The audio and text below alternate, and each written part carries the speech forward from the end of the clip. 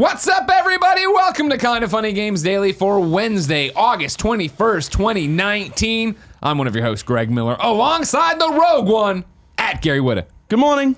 How are you? Good. I had a good morning so far. Yeah? I engaged with a brand.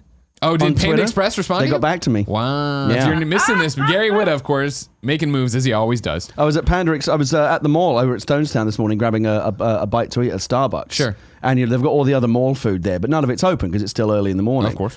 And I saw the Panda Express there, and it was lit up, but like obviously there was no food out or anything. They were still setting up.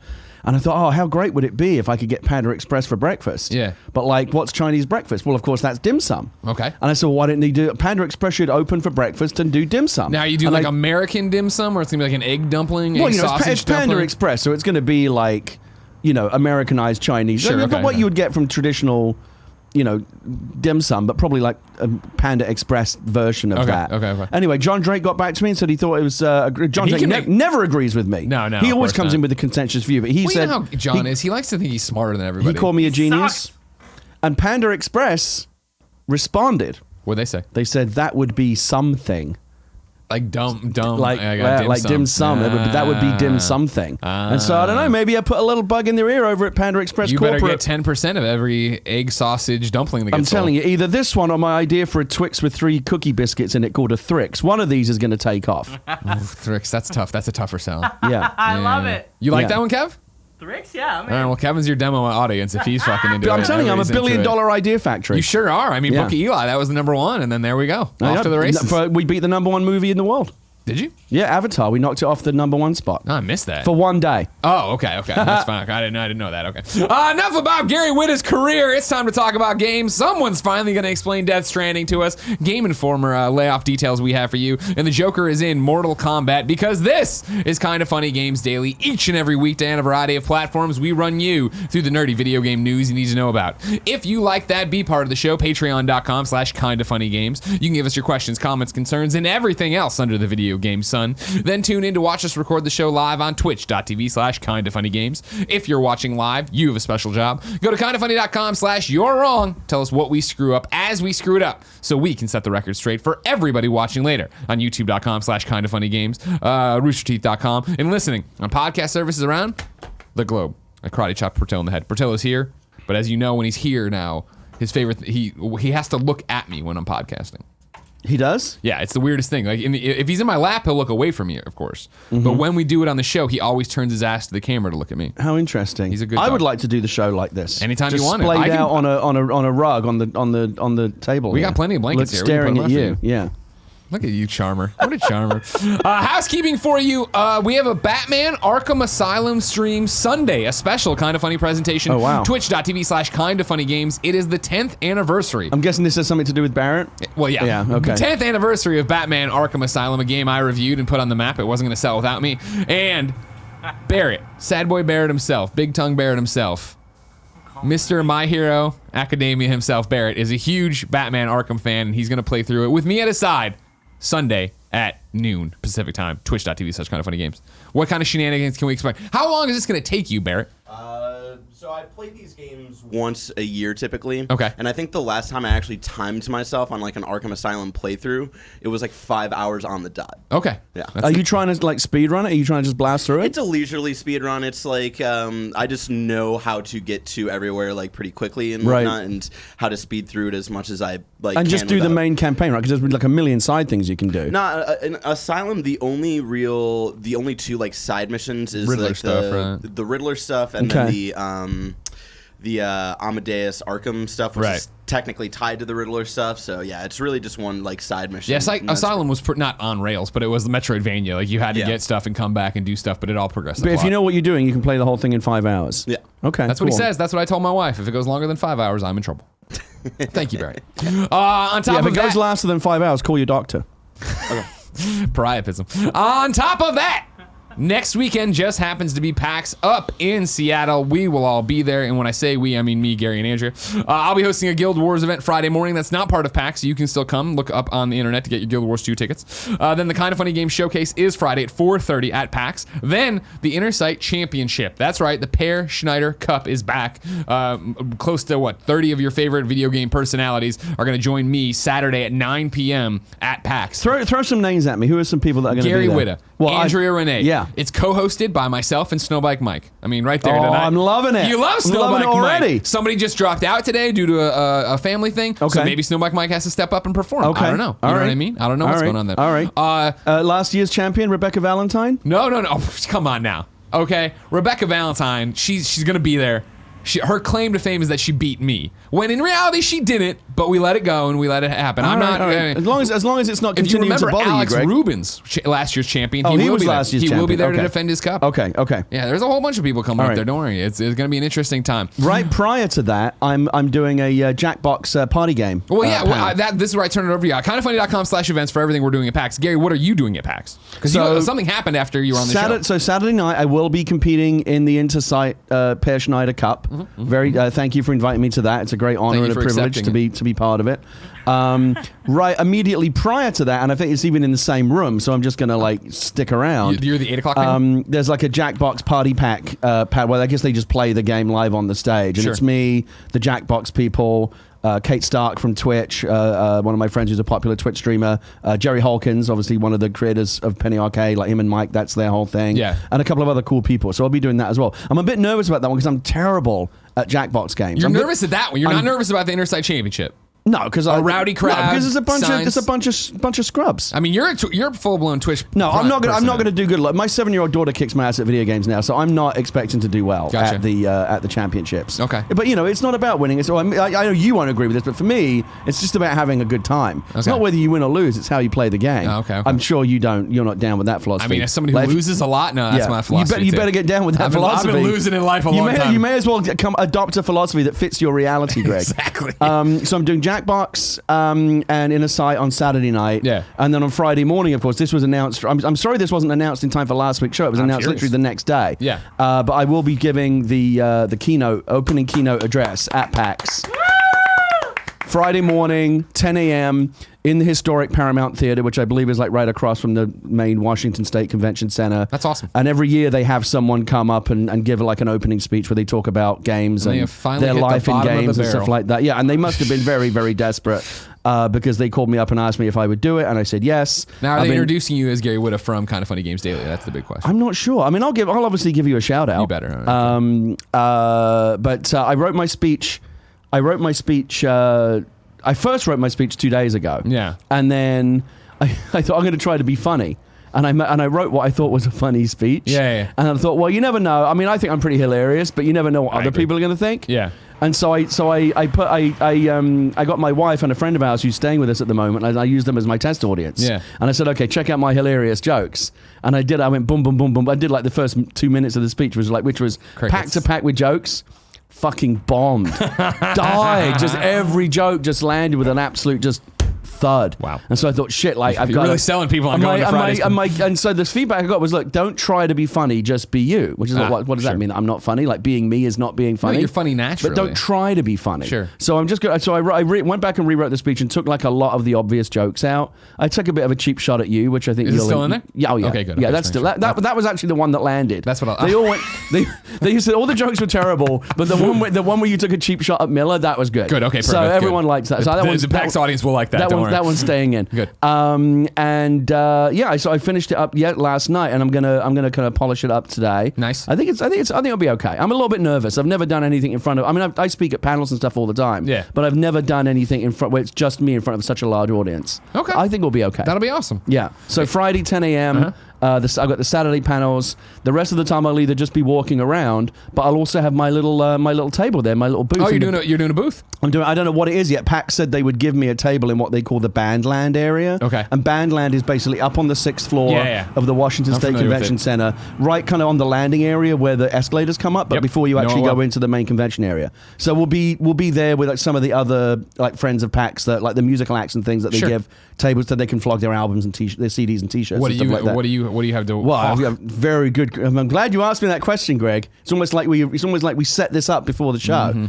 Couple of things. You know, people like Space Rocks. Everyone's crazy for Space Rocks. Yes. Space Rocks is very much in the zeitgeist right now. A show that, I think you originally pitched on Kind of Funny Games Daily with Jared a while back. No, originally pitched on the old Tested podcast years before Kind of Funny even existed. Started it here. That's how we're going to get 10% of it. It goes back many. I think it goes back to about 2013 was when I first pitched it on the old Tested podcast with my friends Will Smith and Norman Chan. That's Adam Savage's website. Like he has a whole thing, and we do. I used to do the podcast every week.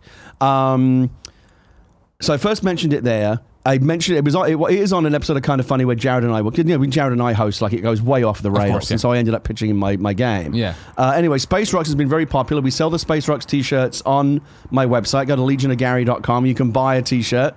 # making moves. And we've taken it to the next level. So the camera's not going to be able to pick this up. So we have these little very cool metallic. Can I do? There you go. See? Look at that. I've worn the Space Rocks t-shirt. I should give Kevin more credit. These are very glittery, very fun, kind of metal enamel embossed Space Rocks pins. I'm going to give the very, very first one to you. Wow. That's for you. Right. We've had 100 of these made. 3 of them got lost to the rampaging children coming through the house. They just stole them. Gone. You have that one, so we have 96 left. All right, I'm putting it on. I'm going to be walking around PAX. If you see me, I'll be pretty easy to spot. I'll probably be wearing a Space Rocks t-shirt or the Twitch t-shirt. I'll have these on me. If you come up to me and recognize me and ask you for a pin, I'll give you one for free. Wow, look at you. Yeah, until they're all gone. That's They're cool. very limited edition. We're never going to make any more of those. Wow. So we have 96 of them to give away. Very cool. But that's not the end of the story, That's Greg. not all. Oh, no. Look, Space Rocks t-shirts, Space Rocks pins, we have Space Rocks stickers. It's all happening. Year of Space Rocks. Space Rocks in the zeitgeist. Yeah. If I just keep saying Space Rocks all the time, it's going to happen. So, people were asking, when am I going to take it to the next level? Well, the answer is at PAX. We have a PAX exclusive. I'm going to reveal it here to you right now. Kind of funny. Whoa! Space Rocks is real. We actually made the game for real. We put it in a box. Isn't it just rocks? Don't you just need rocks? Well, I'm going to get to that. Sorry, my apologies. It's real. I'm not going to bore you because we got to get to the games news. I don't want to take up too much time. So real quick. Real quick. We've got quotes from Greg Miller here. We've got celebrity quotes. Greg very kindly gave us a celebrity blurb. What did I say exactly? Whatever you do not play this game. Exactly. Don't support this, guys. Yeah, don't whatever you. I mean, buy it by all means. Just don't actually play it. That's my advice. Sure. So real quick, for many years now, I've gotten frustrated by board games getting too complicated, too many rules, thousands of plastic pieces, lots of cards. The instruction manual looks like a fucking phone book. A bunch of friends of mine played the Game of Thrones official board game a couple of years ago, and it was just a terrible time. It was the worst because it takes hours just to learn the rules. It takes forever to play, just the worst. So I thought, what's the solution to that? Let's go back to basics. Let's make a game that has very, very simple rules. And I thought, well, how far can I take it? Well, what about a game that has absolutely no rules at all? Sure. And you can see here on the box, the fast-paced asteroid mining game that has no rules. So we actually manufactured this. My wife Leah designed and made the box. This is very much a co-project between the two of us. This is all real. You get an instruction manual. Well, I call it a manual. Here's the box. Very important safety information on the back. You get a timer. Okay. A Space Rocks timer. Poor Kevin trying to keep up with the camera here. As you can see, this fully works. The sand flows and everything. It's a 1-minute timer. And of course, let me feel these rocks. The actual rocks. We have the rocks. You get 10 of these. These look and feel like real rocks, but they're much lighter. They're actually made out of recycled plastic bottles. Oh, neat. So this is an environmentally friendly board game as well. You're taking other garbage, 100% recycled turning content. it into other garbage and selling that just like garbage all of my to writing, Greg. 100% recycled content. So. We're very, very late. So the instructions basically fit on a postcard. That's how simple it is. And then we have a much more important safety information on the back. So yeah, your instructions are simple. You have one paragraph on how to play. And I developed all new lore, mythology, world building, all the storytelling is there. And then a safety information. So I'm going to ask your safety information is far larger. Well, it needs to be. Again, First of all, do not. Wait. You're going to read the front part first.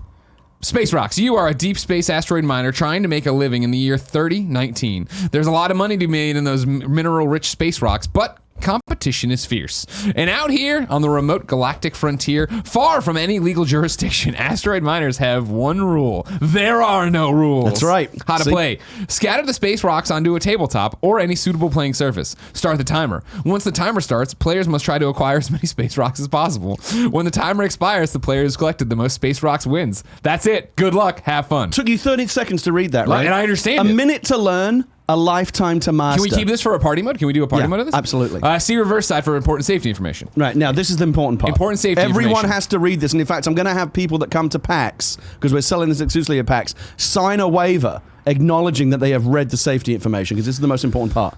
First of all, do not actually play Space Rocks. Space Rocks is intended as a philosophical, I'm an idiot, meditation on man's inhumanity of man, and also a cool collectible. Space Rocks is for decorative purposes only. 3 Lions Entertainment accepts no responsibility for any physical, emotional, or psychological injury or damage to property sustained as a result of owning, playing, coming into contact with, talking about, hearing about, contemplating, or otherwise having anything to do with Space Rocks. Do not actually play Space Rocks. Space Rocks could be a choking hazard, so do not attempt to eat, swallow, masticate, suck on, or otherwise orally interact with the rocks included in this package, or the timer, or the instruction card, or the box. What are you, some kind of fucking idiot? Don't eat this shit. Do not let anyone under the age of 18 play with or touch Space Rocks. Do not let anyone over the age of 18 play with or touch Space Rocks.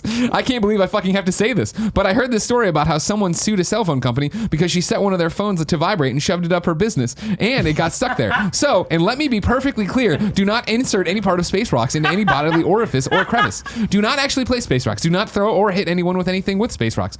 Do not attempt to use Space Rocks for anything other than its intended purpose. Space Rocks has no intended purpose. Do not actually play Space Rocks. For updated information, follow @SpaceRocksGame on Twitter. Account may not be updated. So it's very important that you read that information. You're a psychopath. You like that, Kevin? I can't believe I gave you a platform, and this is what it's turned into. So just to finish up, Space Rocks will be at PAX. Come find me. $20 at your booth. We're right? only making. We're gonna make less than 100 of these. We don't even know how many we're making. It will be a minimum of 50, an absolute maximum of 100. They're gonna go fast. Come find me. Be a part of history. They'll be hand numbered, a hand numbered limited signature edition. I'll autograph for you. Nice. Autograph it for you. $20. Do not play Space Rocks. Do not play Space Rocks. It's right there on the box. Thank you to our Patreon producers, Blackjack and Mohammed. Today we're brought to you by We Have Cool Friends in Party Mode, but I'll tell you about that later. For now, let's begin, and I use the word loosely, the show with what is and forever will be the Roper Report. Is this a record? 18 minutes? Time for some news. 4 items on the Roper Report. Baker's dozen. It's always in the comments. I love Gary. Gary can do no wrong. This is the test. Did you all love 18 minutes of Gary just shilling? I think we're definitely. I said earlier, this is going to be a major test of the power of my brand. If I can sell people a bunch of a box of rocks, I can sell people a box of rocks for $20, I feel like the brand is strong. But we're going to find out. Number 1, someone has finally explained Death Stranding as to what the hell you're doing in this game. It's Josh West from GamesRadar. I'm making this required reading as well because it's a fun preview outside of the parts I'm snipping. Josh West at GamesRadar says, I've seen Death Stranding at Gamescom, and I think I finally understand what the fuck is going on. Before you go any further, Greg, do we really want this information? Yeah. Don't we want Death Stranding to remain like what the fuck is going on? I really like the pitch Do I of it, want someone to explain it to me? Well, it's not the story's not getting explained at all. Okay, all right. But it's like what you're actually doing in the game. Okay, let's hear it. I finally understand what the fuck is going on. Here's the thing. It can be all too easy to lose sight of a universal truth. Every game starts as a simple concept. That's true of every single video game in the industry, yes, even those with Hideo Kojima at the helm. To understand Death Stranding, the intent behind its narrative, and the type of game that it is trying to be, you need to forget about the BBs, BTs, and strangely captivating urination systems. Forget the famous faces with unfamiliar voices and the whirlwind of conflicting science fiction tropes wrestling for your attention at any one given moment in time. Hideo Kojima has long attempted, parentheses, somewhat unsuccessfully, to explain that Death Stranding was a game about connection, and it has taken a new, behind-closed-doors demonstration finally to give me a clear idea of the intent behind his labored explanations. And I'm jumping around this preview. I'm pulling graphs because I want you to go read it. The thing that really stood out to me was just how simple the game is at its core. Death Stranding is a game about walking. As Sam Porter Bridges, parentheses, or as you probably know him, Norman Reedus, trapped in an uncanny I like how it's written here, better normal readers. Yeah, right. I can't tell if that's a typo or not. You are tasked with walking from the east coast of America to the west, reactivating various communication nodes along the way in an effort to spread a message of hope to a nation that has become fragmented and disconnected, taking the idea of unity to pockets of an isolated populace that trades in ambivalence. Sounds to me like Hideo Kojima might have seen a little movie called The Book of Eli, Greg. Oh, did he know? Well, He might have, walking from east to west, spreading the word. Not really spreading the word. He's dragging a book. You know what I mean? I don't know. Guess what? I don't know. Hideo likes his Hollywood movies. Rather than love, that is Death Stranding. So you will walk. You will retrace the steps of Amelie, daughter of the President of the United States of America, who embarked on her own east-to-west journey with a convoy sometime before the game kicks into gear. She did this in an attempt to establish a network of communication relays across the country, a network that could deliver a message of unity from her mother, Bridget, who also happens to be on death's door. That message is that every problem in the world needn't be solved by force. Instead, it is hope that can bring us all together. I like it. I like it a lot. That was a really, again, hats off to boiling down what everybody's been trying to figure out. So he got like a behind closed doors demo at okay. Gamescom, yeah. And he's got a lot more in there if you want to go there and read Josh's piece of GamesRadar, again, required reading, where he does talk about the story more. Like, I didn't want to get too much into that in case you don't want that. No. But yeah, what's actually a little bit more, the other side, all that jazz. But it's a great preview that really does, I think, crystallize, okay, that's the core idea of this game. That's what's happening. You're not just a UPS man. I think people were expecting Death Stranding because it was Hideo and it was shrouded in secrecy for so long that it was going to be some batshit insane, completely like I've never seen anything like this before. When we first saw that first trailer, I was like, oh yeah, like it's a third person walking around doing stuff game, and that's fine. He's not necessarily going to invent the wheel in terms of gameplay. I think what Hideo does, and it sounds like this is what Death Stranding is doing, is taking familiar gameplay systems and mechanics that we're all comfortable with, adding his own twist on them, and then putting it into a story world that is fucking batshit and crazy. And I think I'm totally down for that. 100%. That's what I want, right? And I think this is what's been missing. I'm a Hideo Kojima fanboy. I was already signed up for this no matter what. What's your favorite Hideo Kojima game? Peace Walker. Okay. Yeah. No, of course. That's the Vita one, right? Yeah. No, PSP. Okay. It came to Vita eventually. It eventually got ported over to. But right. It was an amazing game. We'll talk about it another time. Okay. Yeah, I'm all on board for this, and I don't want to know much more, but I like this idea as the hook of what we are doing as Sam, right? What are we doing in this world? We're walking east to west, right?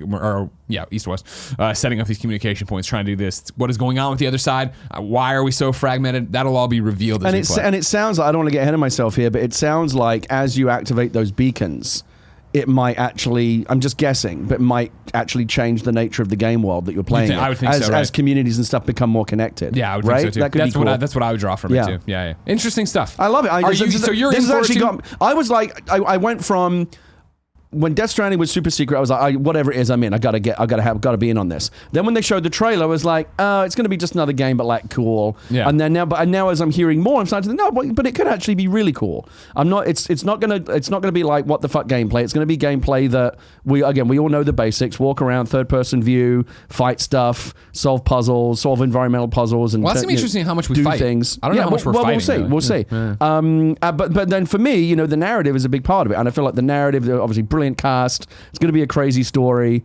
I like the idea of this of him being on a mission of hope. Yeah, I think that rather than go destroy something, he's actually trying to bring people together. I think that's really cool. I think that might be. I think Hideo's always been a little bit political, maybe a lot political. Yeah, and I think that there is a political message in here that particularly America might talk about things in the zeitgeist. He might 100%. Be right there. Yeah, 100%. Yeah, I'm interested to see what it's all about.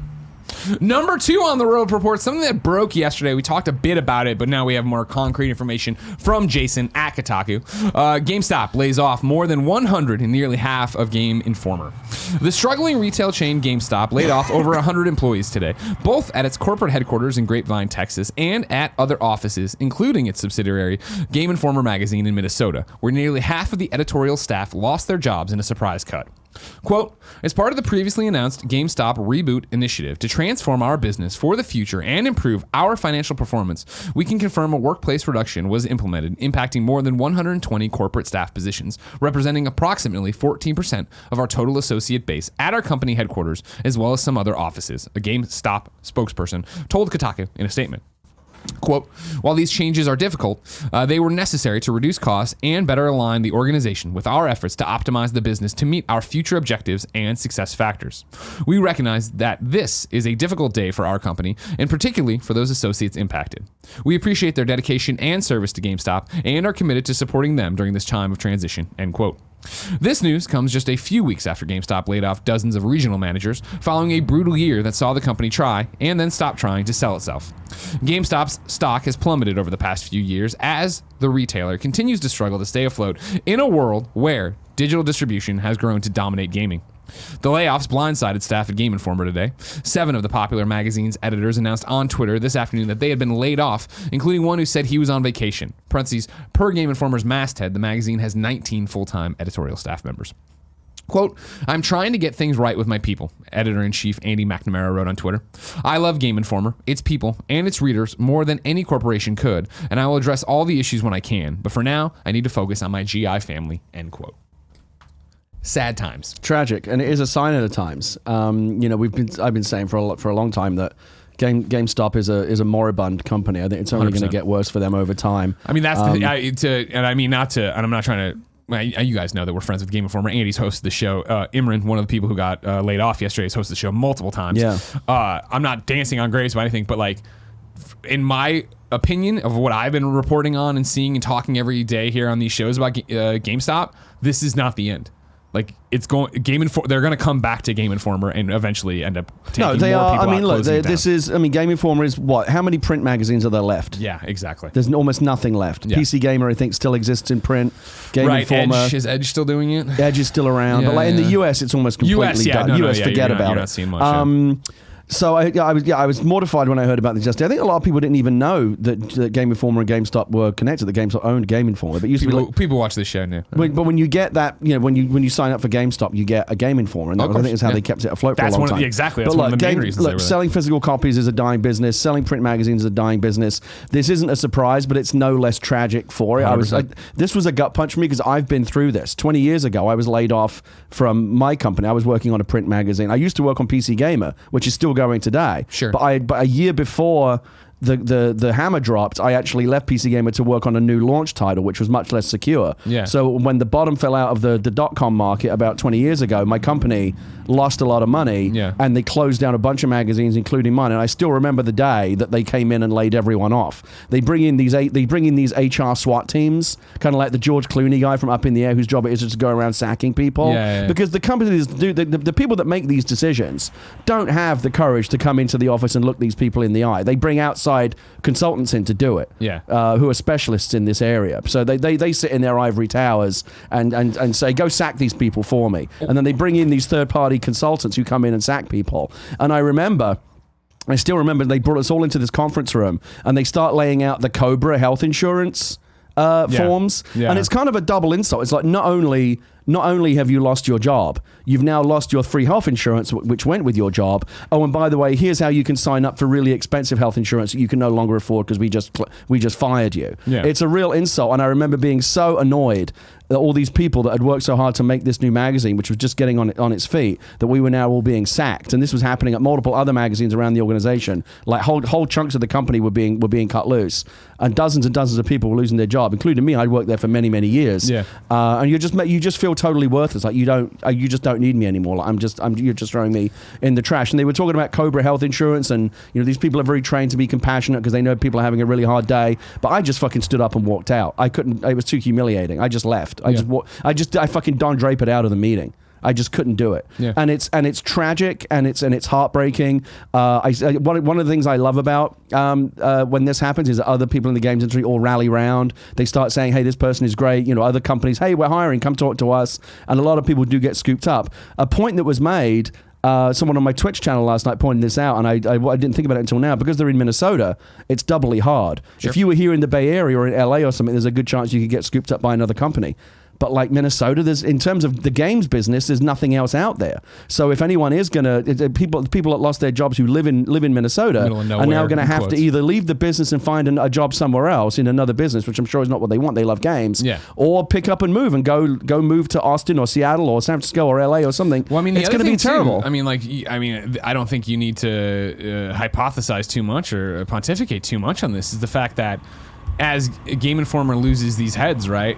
It is not like IGN or GameSpot or etc.com or publication for that matter has 5 open heads sitting around, right? You're looking at a landscape where more people than ever are doing what we do and what people do and having podcasts and news sites and opinion pieces, right?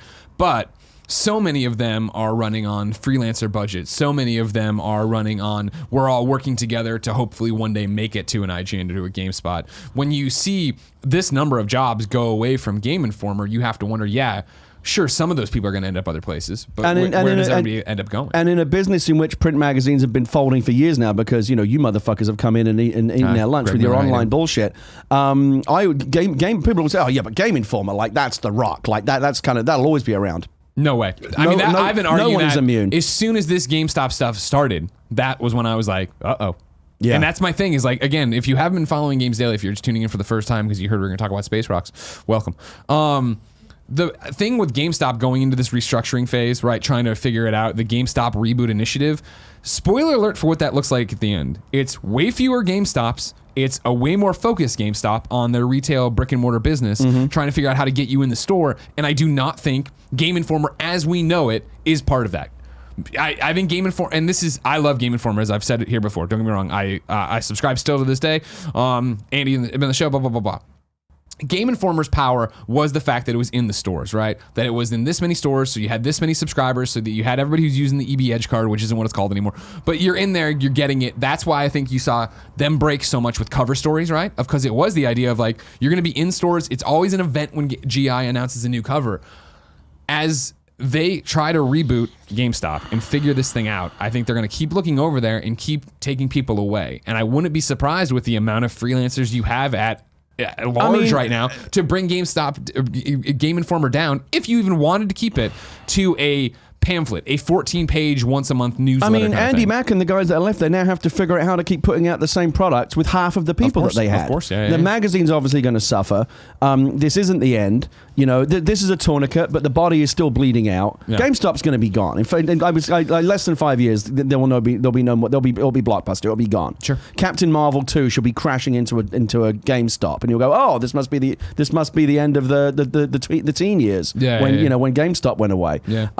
And it's really sad. And I don't know. Maybe I'm just being an old man here. A little bit a part of my PAX speech is how much game magazines meant to me when I was a kid. Sure. And this is one of the last ones left. The idea of like flipping through a video game magazine, I mean, it's a sign of the times move on. But maybe I'm like yesterday's man. But how great was that though? Hanging on to today. Dude, I remember What did you grow up on? Nintendo EGM. Power, EGM. I was an EGM dude, and so every month when it would get to that, like, oh, it should be coming this week. Running down to the mailbox, we had a long ass driveway, going to the end of it, checking it, and then when you'd get it, and it would like, remember EGM for a while there was just kicking ass. It was like big. Yeah. It was just like we have 320 pages. Yeah, like, PC Gamer used to be like 500 pages in the boom times 20 years ago. Sure.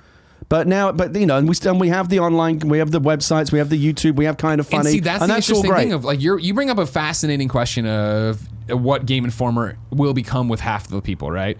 I think a big thing they must be looking at, I would assume, I'm talking out my ass here, I've obviously had no conversations with anybody, is are they getting ready to sunset the .com? How does GameInformer.com do, right? Because that's where the majority of what... how much of a presence do they have as a website? Is it a big thing? Yeah, you see, that's who, when I think of Imran, right, he's the news guy from GI, he is a .com person. I'm sure he's had bylines plenty of times in the magazine, but his thing is, hey, I'm making stuff for the .com. So if you're pulling people like that back, are you trying to sunset the .com or just bring it down to just be a portal for whatever the magazine content is? I'm not a businessman, I don't know, but it used to be, right, if you were a part of GameStop's club or whatever it was, you got Game Informer for free, right? That's still the plan. Maybe the plan is, and this is increasingly, close the print magazine, put all your chips on the online site, put it behind a paywall, and have that be the thing that you get when you join the. I don't know. I'm not a businessman. I'm just trying to think. It's like try everything.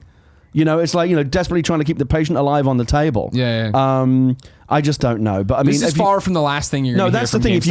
If you work at Game Informer, if you work at GameStop, like, you've got to be bracing yourself for the next round of this, because these things do happen in rounds. Oh, yeah. Yeah, it's like, oh, shit, that wasn't enough. The patient's still dying. That's what they talk about here, right? This is the second round. Yeah. There's a small and there'll be more. It's really sad. My heart goes out to everyone affected. Exactly, yeah. So it's a situation to keep your eye on, and obviously a lot of love out to the Game Informer people. The virtual boy wrote in with a question I think we've covered, but at the end he goes, on a personal note, as a fan of the Game Informer show podcast and a subscriber to the magazine for many years, it hurts to see these talented people out of work. Hope they find their way back into the games industry. Me too. The virtual boy. Obviously, Kind of Funny will do everything they can to support these people whenever they're coming through the city or if they're around here and all that jazz. But it's a lot to figure out right now. But it is that problem that we talk about, right? Of like, this is always the risk when you get bought by a big corporation, right? Or when you're part of a big corporation, right? Like, you can do the best work in the world, but eventually when the retail stores with the bread and butter of the business aren't making money, that's when you start to see those I feel it in my business, in every business now. We're all aware of the fact that we're all out there on the more. I always think about, like, remember in Clash of the Titans, the movie, where, like, they're up on Mount Olympus, and the humans, they have them as like little chess pieces on a chessboard, little clay pieces, and they move them around, and the gods dictate their fates. I kind of feel like we're the chess pieces, right? We're down there on the mortal plane, we're doing the best we can, but at the end of the day, our real fates are up there in the hands of the gods, the Bob Igers, the Jeff Bezoses, the shareholders, the Tim Cooks, the people that actually run the world, and they make their decisions, and and they decide our fates. Yeah, and it's that thing of, I understand there's never a good time for layoffs. There's never a good way to do it. The people who are handing this out and giving the quotes to Jason at Kotaku aren't the ones pulling the trigger and doing the thing, blah, blah, blah. I do take... And I don't want to get defensive. They're our friends or whatever. There is a disconnect here, right? Of GameStop, dedication and service to GameStop, and are committed. We are committed. GameStop being committed to supporting them during this time of transition, right? To what you're talking about with Cobra and all that shit. Yeah, that's a pretty stark comparison from their official quote to Imran's Twitter. Big shout outs to corporate for not letting my insurance continue through the end of the month. Right. You know what I mean? It's all PR bullshit, Greg. They're not going to say, oh, yeah, we're going to let these people twist in the wind. They'll come up with some... How many times have we used the word salad? On this? Fucking PR word salad. Go to the... Did he just say that their health insurance doesn't even last until the end of the month? Yeah. Fuck off. It's the same thing, too, of, there's people... I think Jason mentioned in the article, right? One of them was on vacation when he got cut. One of them was at Gamescom. Like, that I can't even wrap my head around, of, like, you're at Gamescom covering it, right? IGN did a round of layoffs. Actually... You came on up at noon that day. Remember, I was in tears the whole time. We went to lunch and we were all devastated. I remember. We've all been through it, Greg. But you can't live in this world and not have been through it. It was the day after the PlayStation 4 big announcement conference, and we had like record traffic and everything was amazing. And they laid people off right after it. People were still coming back from New York from the thing. I have seen so many good people over the last 20 years get shredded by this stuff. It's heartbreaking, and it doesn't get any easy. Like, this one's no less heartbreaking. You don't build up an immunity to it, right? It's just as bad every time. Yep. Let's keep going. What else you got? Number 3, I have a dual story here about publishing your games somewhere else. We're going to start with PlayStation. This is Rebecca Valentine over at Games Industry Biz, who did not beat me. Or she didn't beat me in the tournament last year. But why did she say that she did then? Because what happened was we played the Super Sports Machin. Were you there? I forget last year. Were No. you part of it?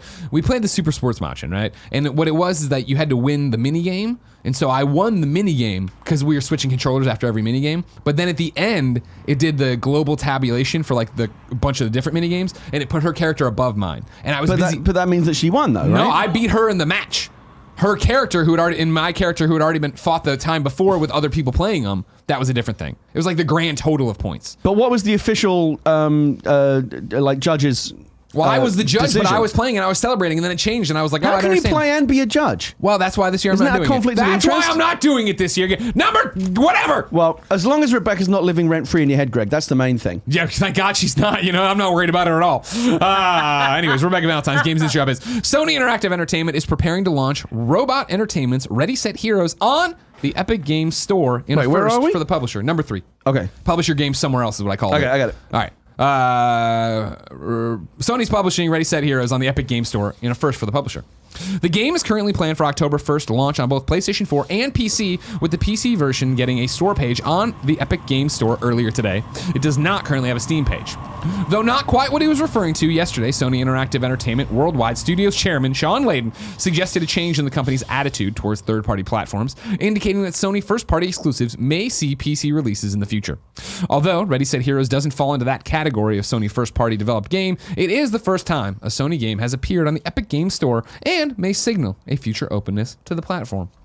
I was reading a thing yesterday about how game developers now and game publishers, when they decide to go with the Epic Games Store, almost have to get out in front of it. Did you see this? The Lauren Landing thing. The Lauren Landing, and they have to issue like a whole public, almost like they have to they feel like they need to apologize in advance for their game being on the Epic Games Store. Article, yeah. And it, because there's a certain subset of people out there who have become so reactionary and so conspiratorial and so freaked out by the Epic Games Store that any time anyone goes on the Epic Games Store, they're instantly starting like 20 yards back because they have to deal with all these people going, oh, how dare you publish your game on something that isn't Steam? How dare you make a business decision based on what might be good for your company or because they'll give you more money or whatever. It's I hope this Epic Games Store thing goes away soon because it's very, very silly. To your point, you're talking about the Joshua Riviera article over at Kotaku. Now game developers have to ask fans not to harass them over the Epic Store. So what does it come to, Greg? Lauren Landing, of course, friend of the show, a guy who makes Oddworld, tweeted from the Oddworld account. I would like to address the entire Oddworld community, old and new.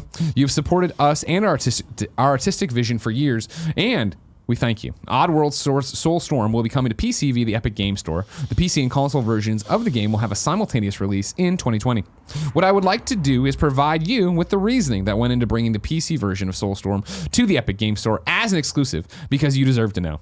We've been financing Soulstorm 100% ourselves. Soulstorm is our most ambitious game ever, and we are committed to creating a great game that meets the highest level of quality. But to create that vision, create the vision of Soulstorm we want, and you deserve, we needed additional financing. It was multiple tweets going on and on about this. Not on and on, but you know what I mean, talking more about it. And that's what Mr. Riviera's article here is talking about, is going into the fact they need to get out. Has there ever been a time prior to this in video games history when companies have needed to come out with what, I mean, that read almost like an apology for what is essentially a completely benign business decision, because this weird subset of, I don't know, Steam stands, I don't know what we even call them, but people are like, how dare you not publish on Steam? How dare you go to the Epic Games Store? Is absolutely ridiculous. And I'm as glad that the editorial tone of the Kotaku article took that stance as well, that these people are being very childish. Guess what? You've stepped on a landmine of content. A landmine of content. We're deviating from the Roper Report, and I'm bringing Legend of Kanto into the mix. He or she wrote into patreon.com/kindafunnygames and says, so this question may be getting a little deep. I'm sorry, maybe getting into the deep a little. But yesterday on the podcast, you talked again about the difficulty of communication that Respawn faces with their audience, and more specifically, how it's a lose-lose situation. This is the asshats thing that came out? Yeah. And then Vince's apology, but it's all about communication, so stick with me. However, Destiny 2 director Luke Smith recently released a 3-part director's cut that addressed many parts of the game, both past and future, in great detail. As far as I can tell, this has been met with a great deal of discussion, but one that's mainly level-headed and understanding, which, as we all know, is very rare on the internet. My question is, are games as a service, and I'm expanding this to games in general with the Lauren Landing stuff in Epic Games, required to have giant dissertation-sized breakdowns to be understood and perhaps forgiven for mistakes? Is it just the frank and open details that made the community pay attention, or did Bungie just get lucky with the community they're holding on to? No, Bungie didn't get lucky, and I want to bring this back to the Lauren thing. I think it's what you nail it here, Legend of Kanto. Is it just the frank and open details that make the community pay attention?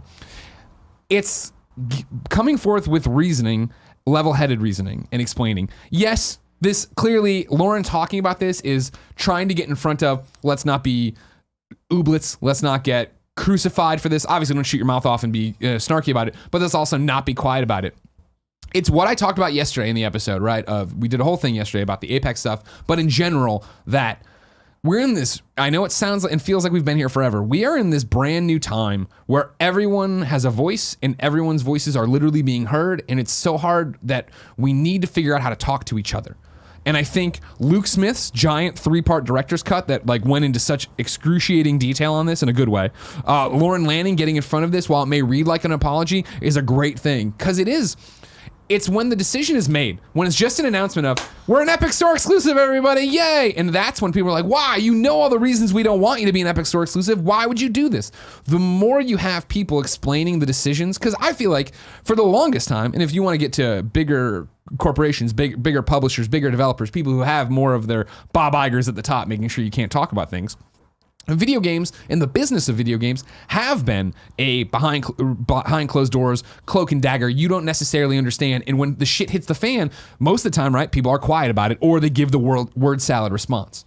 So to bring something out, and back to Lauren here, that some people are going to consider bad news, you think is great news, to come out and give a long explanation of why you want to do this. Hey, we funded this game. We want to make money on it because we need to pay our employees. We need and to Epic are just offering us better business terms. Like, Totally. isn't that? I mean, they're in business. These are business people. I think people are kind of funny know that I'm not like some corporate shill. I'm on here telling major corporations to go fuck themselves every week. But this is just a sensible business decision. And my question to you, Greg, is as much as we all agree that companies can often benefit from better communication. Here's Lorne getting out in front of it with a long explanation. Is it going to do any good? Because the people the people that are foaming at the mouths, is a rational explanation really going to placate them? Not the majority of them, but it's not. This isn't we're never going to have the end game battle where it's Captain America running into Thanos and then it's over at the end of it. Like, this is a war of attrition. This is a death by 1,000 cuts. It's what you said, right? How long can this go on before this is normal? Every time somebody comes out and it either says they're an Epic Game Store exclusive or explains their actions, it becomes less and less of a thing. Every time Epic adds a feature that people are saying they don't have, it becomes less and less of a thing. So the fact that, yes, when we get here next year, it will not be a news story when somebody says I'm an Epic Game Store exclusive. Do you think this is all just blow over? It won't blow over as much as it'll become the new normal. Right. Nobody likes hearing this. I know. Like, the people who are fired up about this don't like hearing about this. I understand. But it's just the fact that this is how, as you said, the business of video games happens. And I understand that people don't like that answer, that this isn't the way it's been forever. It shouldn't be this way. It's the way it is now. And this is not going to stop. As long as Epic has all this money to throw at people, and that sounds bad. As long as Epic has all this money to make partnerships that make games better, that make developers more secure, that make people go on. Like, we did this awesome panel, and I think they recorded them. I think we're gonna try to get them up on Patreon eventually. Awesome panel with Nathan Vella from Cappy Games, right? Mm-hmm. And Nathan, of course, old as dirt. He's been around making video games forever. And so talking to him about how the indie landscape has changed, talking about how everything's gone on, the thing he said, right, is that we were talking, I think, about Game Pass, but then it got into Epic Game Store, and it got into just basically having exclusivity deals, right? And he's like, the thing gamers don't understand, right, is that it is so hard to be a successful video game studio, and that if you can make a deal that makes your video game studio stay around, make the deal. More studios is a good thing. Going out and mortgaging your house and losing everything and fucking up your whole life because your game got buried on a page that nobody knew it was out, it didn't review as well as you thought it would, et cetera, and so on, that's the bad deal. Don't do that. If you can take bird in the hand and make it happen. And again, that's the brash business, how it has to be and how it has to work. We all want it to be that somebody in their garage makes an amazing game and they release it on every platform and everything's great and that's not how it is going to be sometimes. I mean, the crazy thing about it is, and this is, I imagine, a difficult thing to calculate, but when Ooblets or Oddworld or whoever decides to go on the Epic Game Store, again, they have very hard information. Well, okay, well, if we go on Steam will give us this much. If we go on Epic will give us this much, and that could equal millions of dollars more. Okay, so that's good. Let's go on Epic. Yeah. But now you also have the fuzzy math of, but if we go on the Epic Store, how many gamers are we going to lose from these fucking extreme views people that won't go on, won't ever touch that store? Here's my thing, though, is I think that and I'm not at all trying to kick beehives today, guys. And I know that there are people. It's happening right now. It's the internet. It's happening right now. It doesn't matter. It doesn't matter. So many more people know about Ooblets right now. That was I would not have advised them to put out those that statement the way they did and all that jazz. They sold so many more copies of Ooblets. So many people know what Ooblets is now, and it's the same thing I always when I bitch about with the old days of season passes, where it would be that people would get so upset about a season pass not explaining all the details, never mind the fact that they weren't the audience for it. You know what I mean? Like, you weren't going to buy a season pass for Batman, for Assassin's Creed, whatever, but you heard you didn't like it, or you heard about it and you thought you didn't like it, so you yelled about it, right? And like me, who loves Batman or Assassin's Creed, and I trust those developers, I'm gonna buy the season pass because I want that content. No, I think you're right. I think one of the weird things about the internet is that everyone's voice gets heard equally, and oftentimes the people with the most extreme views make the most noise. Yeah. So I think what we're seeing is there's a bit of an echo chamber right now, where a lot of the people that are throwing their toys out of the pram over the Epic stuff. It's probably a very small number of people. And if you're worried about trying to placate those people on the fringes, who I guarantee you, those are the people that you will never make happy. They're professional malcontents. They're only content when they're unhappy, when they've got something to complain about. So you'll never please those people. You've just got to do what's right for the game, do what's right for the majority of your audience, do what's right for your business. And those people on the fringes that are constantly complaining, there's no way you can please them anyway. So you've just got to follow your best instincts. I think, I try to, when we talk about the video game industry, I often make comparisons to Kind of Funny and us and stuff. And I know it's not apples to apples, but it's the closest thing it can be. For me, it's the same thing we're talking about. Everybody's voice is equal, right? Whenever I host anything, whenever I get announced to be doing something outside of Kind of Funny, what are the comments? I fucking hate this guy. Who the fuck's Greg Miller? This guy sucks. Yada, yada, yada. Like, those... If you looked at that, you would think that. But the fact that I continue to get those hosting gigs and people really are appreciative of my work and everything keeps building on itself is the same thing we're talking about. Are you saying that whenever you leave like the safety of your Kind of Funny bubble where you're known, people are less nice about you? Yeah, exactly. Of course, people. See, that's why I'm worried about doing PAX, because I think a lot of people at PAX might not know who the fuck I am. But that's fine. Like, you're worried about the Twitch comments? You're like, people in the audience are gonna be so totally down to hear the guy who wrote Book of Eli and wrote Star Wars. Like, that's fine. But but that's the same thing as we're talking about. Like, that's the thing I definitely don't want anybody to ever walk away from or go to do. Like, going to an event and doing something is it's night and day, not even the same. Because it's what you're talking about. Everyone on the internet has a voice. So when somebody gets announced to be doing something and I don't know who that person is and I tweet who the fuck's this person, it doesn't matter because that core audience knows who that person is. Right. And the people who show up, like, for the amount of shit that I get fed and thrown at me on the internet every day in comment sections or on Twitter, right? Nobody ever does that in real life. Because that's not how you would treat someone in real life. Right. I definitely see people, you know what I mean? Like, no one's ever come up to me and been like, hey, I fucking hate you. You're a terrible host. Stop it. No, you want to talk to somebody like that, right? It's something you say on the internet because you have 2 seconds to voice your displeasure. Yeah, and you don't have to face the consequences of what you've said. Sure. Yeah. I'm not saying that you're going to punch someone in the face or something, but like that would be awkward and weird. Like, it'd be a conversation. It's basically like someone saying, "Hey, fuck you," and then just like fucking running away. They ran away. Gotcha. Anyways, I digress. What else There's you a got? lot of bullshit on the internet. Let's go. So I had called this where to publish your games, right? So PlayStation talking more about PC yesterday. Today there's an Epic Game Store game they're going to do. Xbox, Christopher Dring over at GamesIndustry.biz says Microsoft has no plans to release more exclusive Xbox games on other consoles. It comes after the firm announced via Nintendo that it will publish Ori and the Blind Forest Definitive Edition on Switch. The game was previously exclusive to Xbox One and PC. Nintendo and Xbox have been collaborating over the past 12 months, including the introduction of Microsoft's Banjo-Kazooie and Nintendo's Super Smash Bros. Ultimate. Nintendo also called out, quote, our friends at Microsoft for supporting the release of Cuphead on Switch. Parentheses, although Microsoft has told GamesIndustry.biz that Cuphead was never an exclusive Xbox IP and is the property of developer studio MDHR. Does that mean you can actually see it on PlayStation one day? Or do you think Microsoft made terms of them and say like, they don't own it, but when they agreed to publish it, they could have said you can't put this on PlayStation for so many years. What I would read from that is that it's not an exclusive Xbox IP. Studio MDHR owns it. I would imagine there's a licensing or an exclusivity agreement. Because I don't think that Microsoft or Sony I don't think they view Nintendo and the Switch as competition the way they do each other. 100%. Xbox has also recently acquired a number of studios that have released or will release games on Nintendo Switch, including Obsidian, Double Fine, and Ninja Theory. However, in a statement to GamesIndustry.biz, Microsoft has played down the future releases. Quote, the past year has been an exciting time for us as we have more than doubled the internal creative teams making up Xbox Game Studios. As these new studios transitioned in, we were aware of some existing commitments to other platforms and will honor them. However, going forward, these new studios will focus on making games for our platforms. We have no plans to further expand our exclusive first-party games to other consoles. We continue to believe deeply in cross-play and progression of games with the right flexibility for developers to ensure a fair and fun experience. You know, I guess way off in the future, can you ever imagine a time where Microsoft goes the same way as Sega? Let's say that Satya Nadella one day says, "You know what? I don't want to be in the game." Like just like when they made the big CEO switch, and Satya Nadella came in as the new CEO of Microsoft. One of the first things he did, remember at that time, they were building that whole multimedia content business around the Xbox One. Yeah. Oh, we're going to be in TV. We've got Xbox Entertainment Studios. Everyone in Hollywood is making big content deals with Xbox Entertainment Studios. I went over there and pitched stuff. They have these beautiful, flashy offices in Santa Monica. This is all around the time of the launch of the Xbox One. Yeah. And then Satya came in, the new CEO, and went, I don't do any of that, and just shut it all down. Yeah.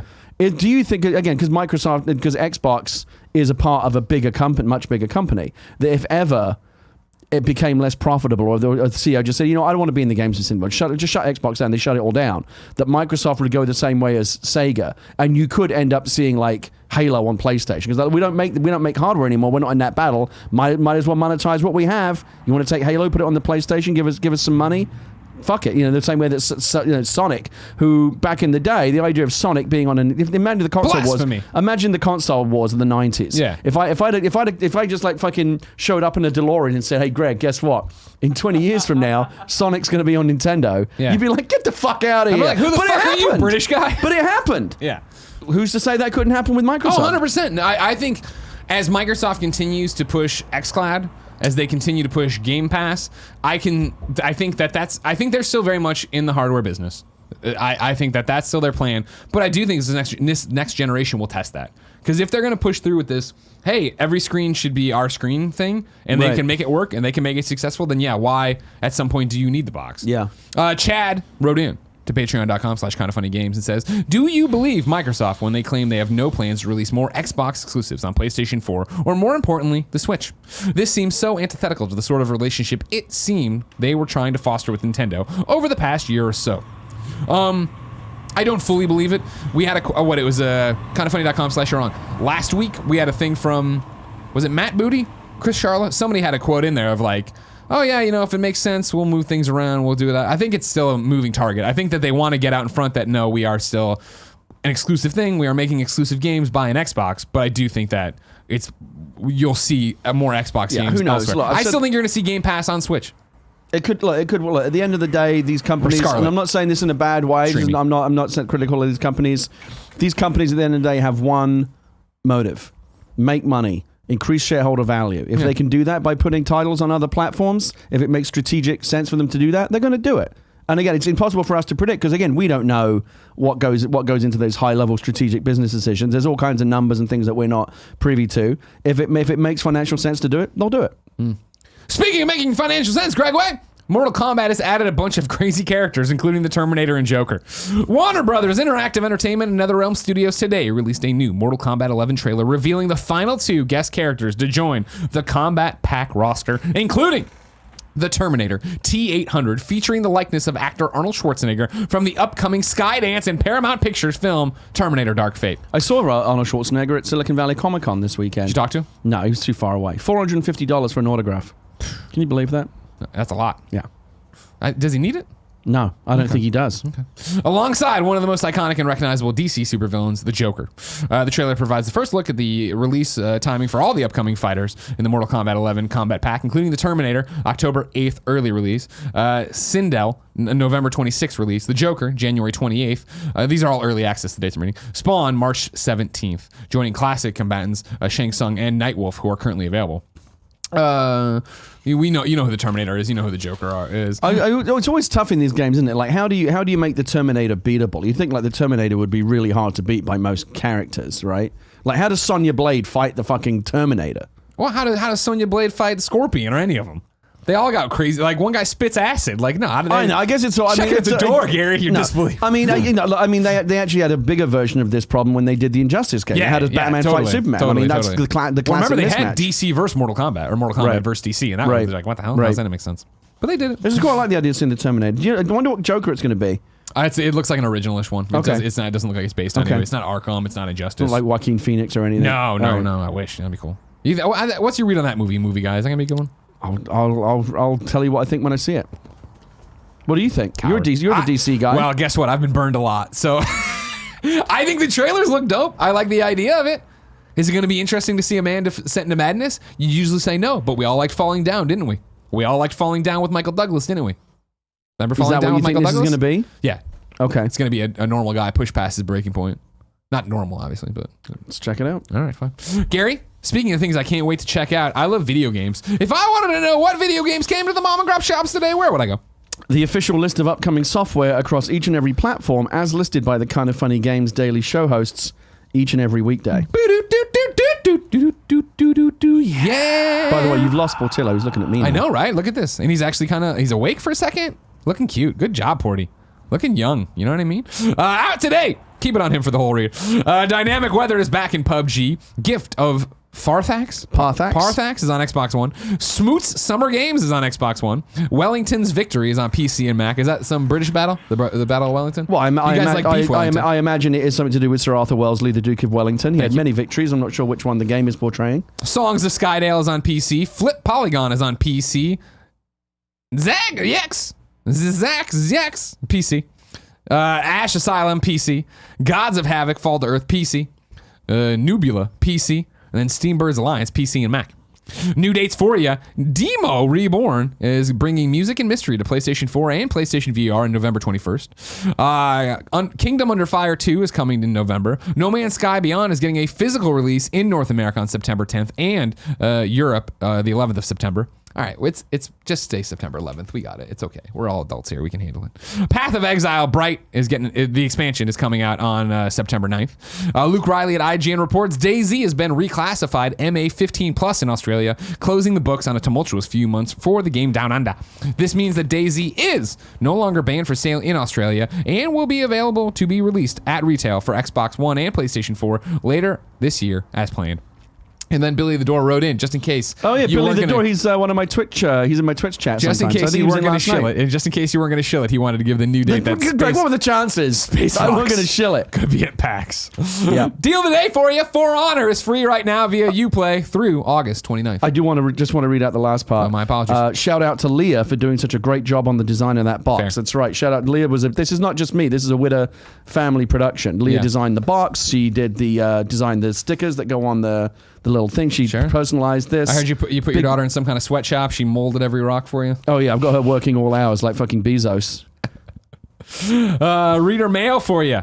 First, let me tell you about our sponsors. We're super long. Remember, We Have Cool Friends is our cool interview show. YouTube.com/kindafunny. You can get it on podcast services around the globe. And then Party Mode, YouTube.com/kindafunnygames. More importantly, there's a new one that posts there every Thursday. However, you could go to Patreon.com/kindafunnygames right now. Each and every Wednesday, you get a brand new one. I think it's Borderlands 2 today. Andy! 3, Borderlands 3. I'll never get that right for some reason. I got to figure that out. Andy's marching in the room. I'll have an answer for you in a second, I think. Maybe. I thought I heard. I didn't. He yelled something. Borderlands 3, a new party mode on Patreon today? Yes. Perfect. Yeah, well, Mike's not probably not. It's on now, I think. He did the button. The new Proving Grounds. Oh, the new Endgame stuff. Yeah. Oh, we got to promote that. Endgame stuff. That video went up today. Last week's is a start of an adventure. And then next week's will be the continuation of the start of last week's Look adventure. at you. But we have to put Proving Grounds in the middle so that Embargo. Well, yeah, it's like the hotter thing, you know. Sure, yeah. Hey, Porty. Everybody loves Porty. Let me see what reader mail I want to toss to you here. Mm-hmm. Shout out to Legend of Kanto. This is where I had their question. It was a great one earlier.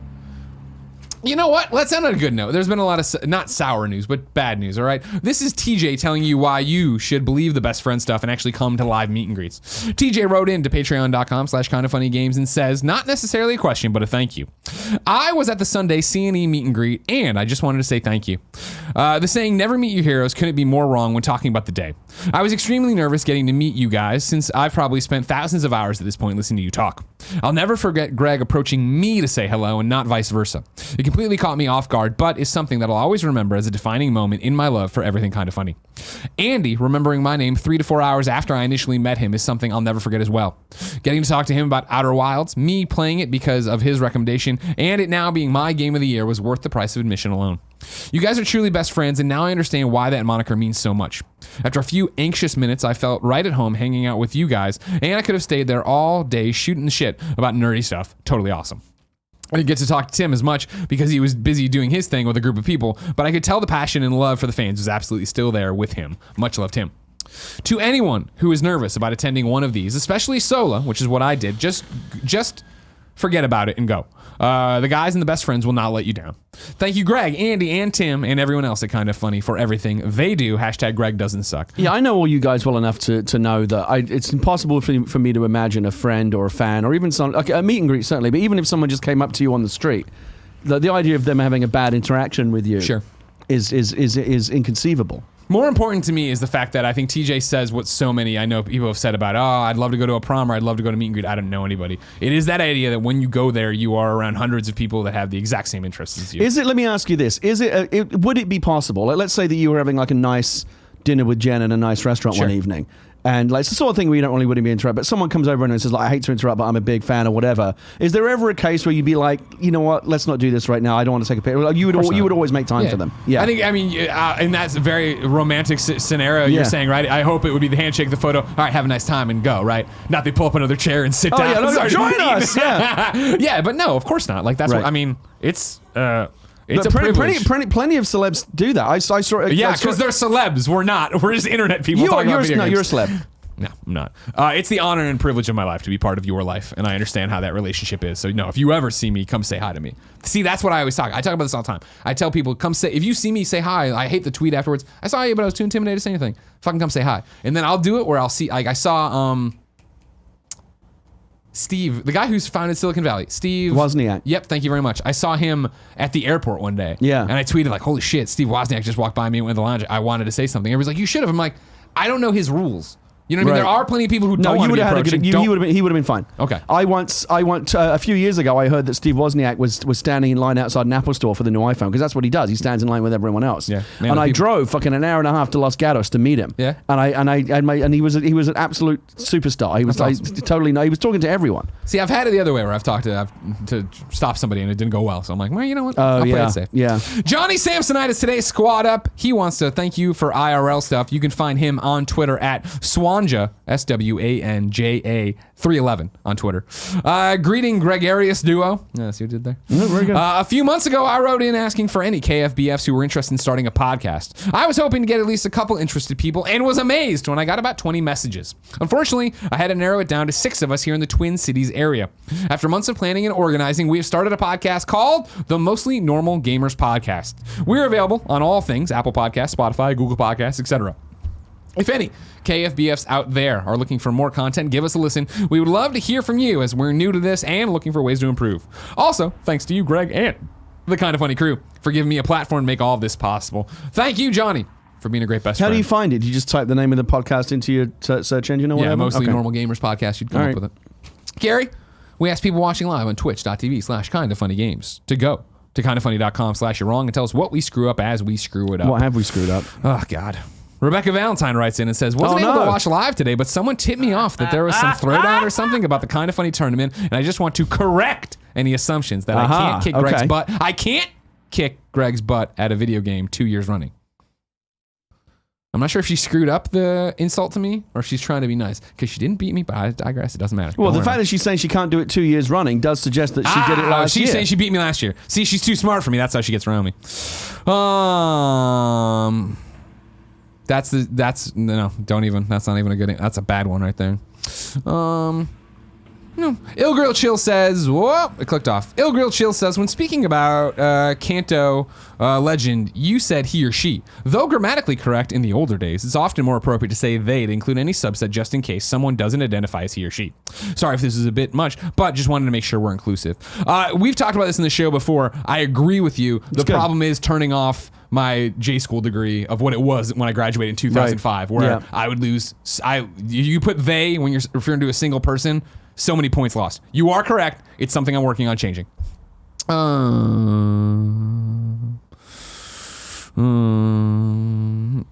Zach says Rebecca Valentine did in fact beat Greg Miller. She knows you're talking shit, Greg. Be prepared. I'm not afraid of her. Ilgrill Chill says, here's the Matt Booty quote talking about porting games to other platforms. I think the question is less binary about should it be on Switch, should it be on PlayStation, and more does it make sense for the franchise. In other words, it is a kind of game where it would benefit from network effect of being on a bunch of different platforms, or is it the game? So yeah, basically that was him saying it might still happen.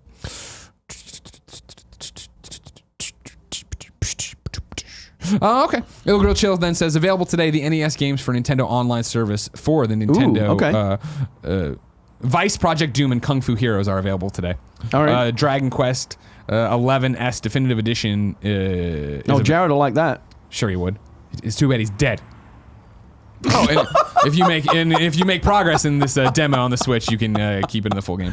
Well, once you leave Kind of Funny, you are just dead to Greg, aren't That's you? how it is. You know what I mean? We fired And him, and me. now he's gone. And That's me. how it is. And Kevin. That's right, Kevin. Yep. That's my man over Yep. there. Ladies and gentlemen, this has been Kind of Funny Games Daily each and every weekday on a variety of platforms. We run you through the nerdy video game news you need to know about. If you like that, be part of the show. Patreon.com/kindoffunnygames. Go there. Get the new Borderlands 3 Let's Play right now. Party mode. Of course, you can watch it live. Twitch.tv/kindoffunnygames. Wait, is Borderlands 3 out now? No, we just have access because we're Okay. cool. You can watch it later. YouTube.com/kindoffunnygames. You can listen on podcast services around the globe. Tomorrow it's going to be me and Andrea. Then we're doing the Games Cast in the afternoon at 2 p.m. Me, Fran, Andrea, Tim. Patreon.com/kindoffunnygames. And then Friday, me and Tim to close out your week. Wonderful. Gary, Yes. you're on next week, right? So we'll see. You have one more chance. Yeah, to right pimp everything. before I'm flying up to Seattle for PAX Thursday. Okay. So I will be here. I will be available Wednesday. Okay, then. Well, I'm very excited. We'll get one more in. One more. We'll do like the PAX, lead in. Exactly. And you'll be there the whole time? PAX. Are you going to be there for the keynote? What time's the keynote? 10 a.m. Friday. No, I believe I'll have just finished the Guild Wars 2 thing. I think, Because when you're that already happens. doing your shit. Yeah, Okay. Yeah. All right. Sorry. That's But all right. I want to. That means I can really steam into If you're you. there, everybody Yeah. give me a live recording of him talking shit about me because I want to see what it is. Yeah. It'll be good. Until next time, ladies and gentlemen, it's been our pleasure to serve you.